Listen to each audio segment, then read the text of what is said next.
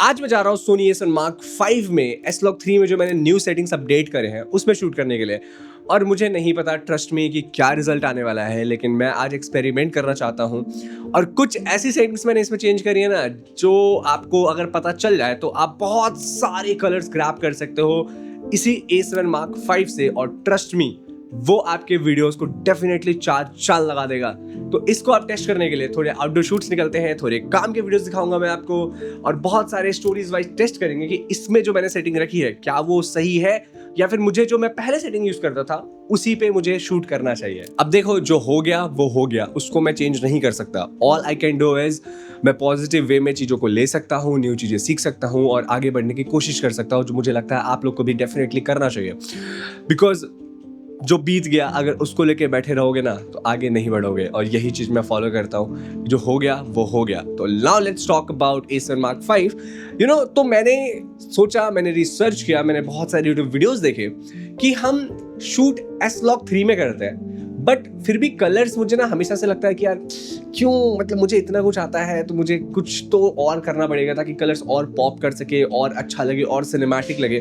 तो उसके लिए मुझे क्या करना चाहिए? तो फिर मुझे लगा कि ठीक है, मैंने और रिसर्च किया तो मुझे पता चला कि S-Log 3 गामट सिनी में हम शूट करते हैं, राइट? बट अगर आप S-Log 3 गामट में बस शूट करोगे तो आपको और भी ज्यादा कलर्स मिलेंगे। ओके, फिर मुझे लगा अरे यार ये तो बहुत क्रेजी है। बट फिर मैंने इसके कुछ ड्रॉबैक्स देखे। अब ये था कि इसमें स्किन कलर नेचुरल कैप्चर नहीं होता है उतना, इसमें आपको कलर ग्रेडिंग बहुत अच्छी आनी चाहिए, तब जाके आप इसमें कलर्स ला पाओगे। एंड ये बहुत ही ज्यादा कलर इंफॉर्मेशन आपको देता है। तो मुझे लगा ये थोड़ा चैलेंजिंग है मेरे लिए। तो मैंने एक रील पोस्ट करी थी कल, जहाँ पे मेरा कलर थोड़ा मैजेंडा कलर का आ रहा था। तो मैं समझ नहीं पा रहा था कि ऐसा क्यों हो रहा है, बिकॉज और मेरे पहले के जितने लट्स थे ना वो इसमें बिल्कुल काम नहीं आ पा रहे थे। तो मुझे समझ में नहीं आ रहा था कि यार अब क्या करूँ। तो मैंने सोचा कि चलो यार कुछ न्यू, कुछ क्रेजी चीज बनाएंगे। तो उसके लिए सीखना बहुत ज़्यादा ज़रूरी है। तो मैंने फिर थोड़ा किया, मैंने उसको अच्छा करने की कोशिश किया, बट मैं वो मैजेंडा कलर को ना उतना हटा नहीं पा रहा था। तो मुझे लगा कि यार इसमें गलती किसकी है, क्योंकि जब मैं शूट कर रहा था तो मेरा डेस्कटॉप का जो वॉलपेपर है वो मैजेंडा कलर का है। तो मुझे लगा कि बिकॉज ऑफ दैट ये प्रॉब्लम हो सकती है। तो मैंने सोचा कि इसको हम आउटडोर शूट में शूट करते हैं। कैल्विन 5200 टू 5800 तक मैं रखूंगा एंड तब टेस्ट करूंगा कि एक्चुअली में आउटडोर रिजल्ट्स कितना ज्यादा अच्छा आ सकता है या फिर नहीं। और इस वीडियो में आपको ये पता चलने वाला है कि सिनेमैटोग्राफी के लिए जब भी आप व्लॉग में शूट करते हो तो एक्चुअली में आपको बेस्ट सेटिंग क्या रखनी चाहिए जिससे आपको प्रॉब्लम ना हो और आप कलर्स और उसकी इंफॉर्मेशन ज्यादा कैप्चर कर सको। मेरा एक्सपोजर मीटर मैं चेक कर रहा हूं वो 1.3 पे कांस्टेंट है। इट मीन्स कि जो मेरा फुटेज होगा यहाँ का वो प्रॉपर सही एक्सपोजर मोड में होगा, बिकॉज टेक के हिसाब से 1.3 पे है मेरा। तो कोई टेंशन होगी नहीं कि यहाँ पे डार्क और यहाँ पे ब्राइट, यहाँ पे ये, ऐसा कोई प्रॉब्लम नहीं होने वाला मुझे। तो ये बहुत इंपॉर्टेंट चीज़ है कि आप एक्सपोजर मीटर भी हमेशा चेक करते रहो कि वो 1.3 पे है या फिर नहीं, या 1.7 पे है या नहीं।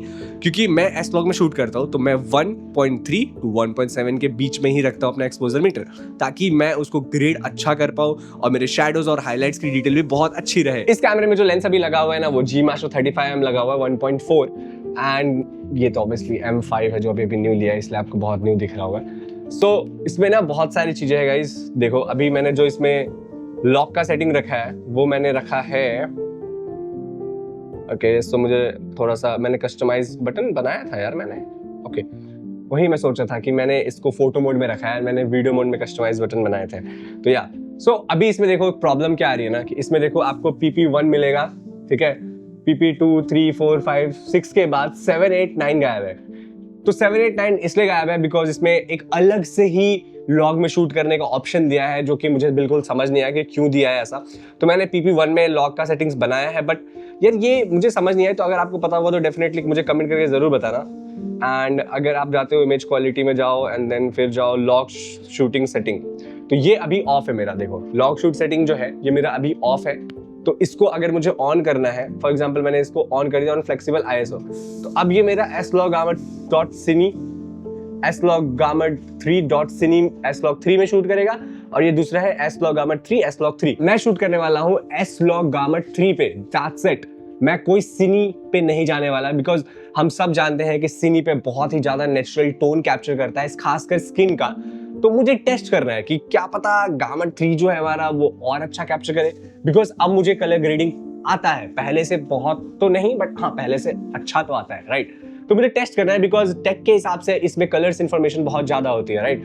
तो अब चलते हैं बाहर और इस कैमरे को टेस्ट करते हैं कि इसकी क्वालिटी कैसी आती है। अब हम आ गए आउटडोर और यहाँ पे जो मैंने कैमरे की सेटिंग रखी है वो रखी है मैंने 5400 केल्विन, शटर स्पीड 50, क्योंकि मैं शूट कर रहा हूँ 25 FPS में, और मैंने आगे लगा रखा है एनडी फिल्टर जो कि अभी मैंने थोड़ी देर पहले आपको बताया, और मैंने जेब्रा ऑन कर रखा है। तो मैं देख पा रहा हूँ कि मेरे हाईलाइट्स पे कितनी ज्यादा ओवर हाईलाइटेड कौन सी जगह हो रही है, तो मैं अभी कंट्रोल कर पा रहा हूँ। और जो मैंने जेब्रा की सेटिंग रखी है वो भी मैं आपको बाद में बताऊंगा, जो आपकी बहुत हेल्प करेगा अगर आप स्किन टोन चाहते हो बहुत सही आपको पता चले कि आ रही है, ओवर एक्सपोज भी नहीं हो रही, अंडर एक्सपोज भी नहीं रही हो। तो फाइनली हम लोग आ गए हैं दिल्ली में, और दिल्ली में लोधी गार्डन में मैं आया हूँ बिकॉज यहाँ पे मैंने ऑलरेडी 2-3 बार शूट किया है, तो मुझे पता है कि यहाँ पे बहुत सारे फ्रेम्स हैं जहां मैं इस पिक्चर प्रोफाइल को टेस्ट कर सकता हूं। तो ये जो कलर्स आपको अभी जो मैं बात कर रहा हूँ, जो दिख रहे होंगे ना, वो जी मास्टर 35 और 1.4 से लिया हुआ है, M5 से लिया हुआ है, और इस पिक्चर प्रोफाइल में लिया हुआ है जिसका कोडेक मैंने रखा है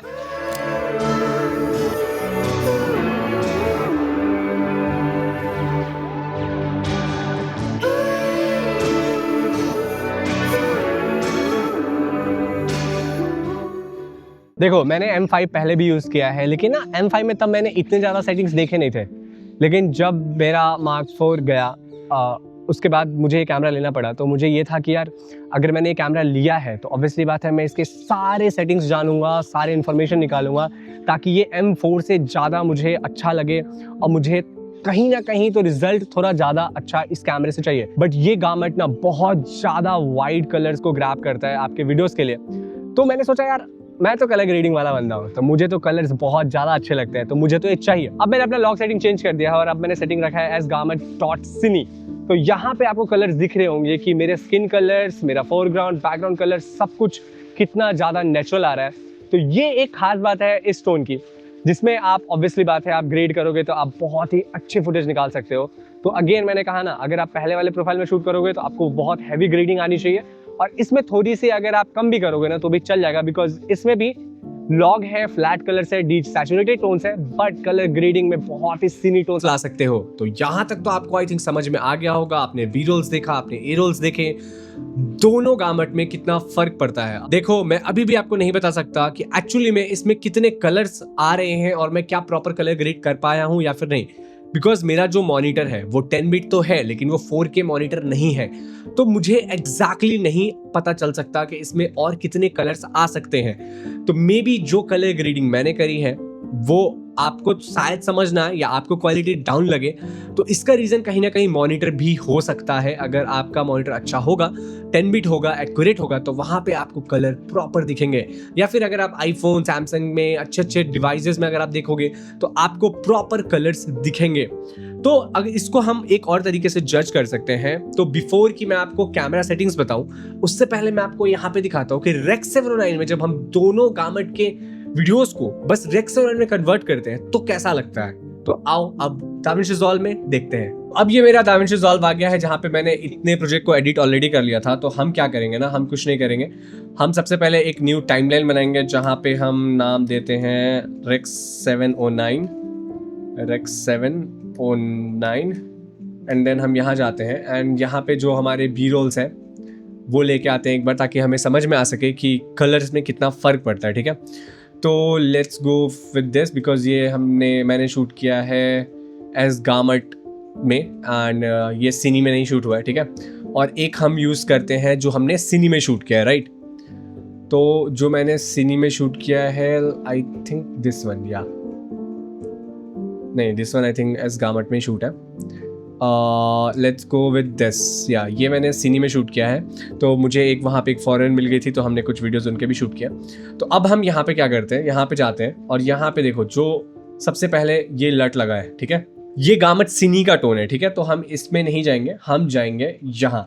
तो हम इस लट को लेंगे क्योंकि ये एस गार्मेंट में शूट किया हुआ है, तो मैंने कलर ग्रेड इसको इससे करा था। ठीक है, तो अब देखो ये कलर आपको कैसा दिख रहा है। अब ये कलर आपको इसमें एस गार्मेंट में ये कलर्स इतने आ रहे हैं। ठीक है, अब अगर मैं इसको बस रेक्स 709 में दिखाऊं आपको तो कैसा दिखेगा। ठीक है, तो हम जाते हैं, हम डिहेंसर को ऑफ करते हैं एंड जो मैंने थोड़ी सी शार्पनेस दी है, तो ये है इसका रेक्स 709। ठीक है, before and after, before and after.